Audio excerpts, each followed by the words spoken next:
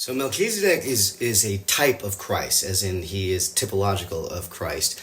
The anointed Davidic kings of Israel, David, Solomon, etc., they were, according to Psalm 110, they were all after the order of Melchizedek. 2 Samuel chapter 14 describes them as being angelic. 1 Chronicles 29, verse 23 goes so far as to say that these kings, after the order of Melchizedek, sat on the throne of Yahweh, and therefore they bore his name insofar as they exercised his authority. So that tells us a little bit about who Melchizedek is, which Melchizedek means the king of righteousness. That also tells us about what a Melchizedek is or was, what a king of righteousness was.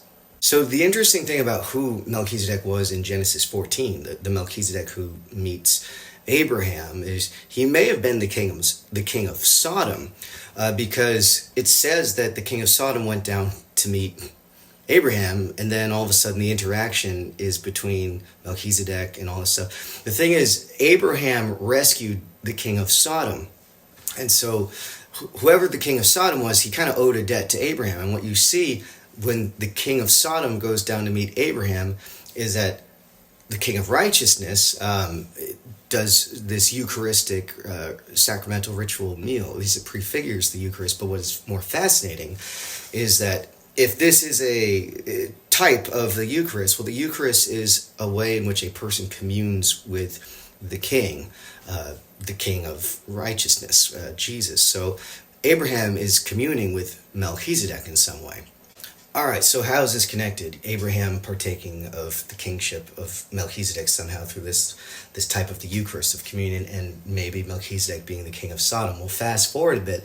Abraham is visited by three men, led by one bearing the name of Yahweh, to Sodom to exercise judgment over Sodom. Abraham gets to exercise judgment. Abraham plays a part in the fate of Sodom as he speaks with the one bearing the name of Yahweh.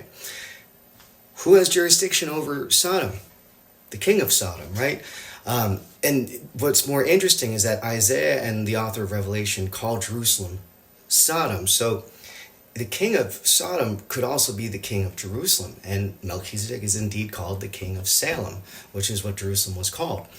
So there's a connection between Sodom and Jerusalem. People don't know where Sodom is. I submit that it may have been located where Jerusalem is, and that Melchizedek is the king of Sodom. So tying this all back to the antitype, Christ, we see a king in whom he commands we must eat his body, drink his blood. That is, we must be in communion with him. We need to be baptized into his life, death, and resurrection, and we must eat his body, soul, blood, and divinity in the Eucharist. We need to participate in his divine nature. Partake of his divine nature is how Scripture puts it. And in this way, we become a kingdom of priests.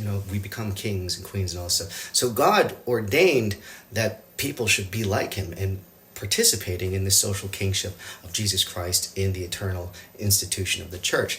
The kingdom of priests was happening in the old days under the Levitical covenant, but much more so in today's church, the order of Melchizedek. That's what we're participating in, and that is the typology we're seeing in Genesis 14.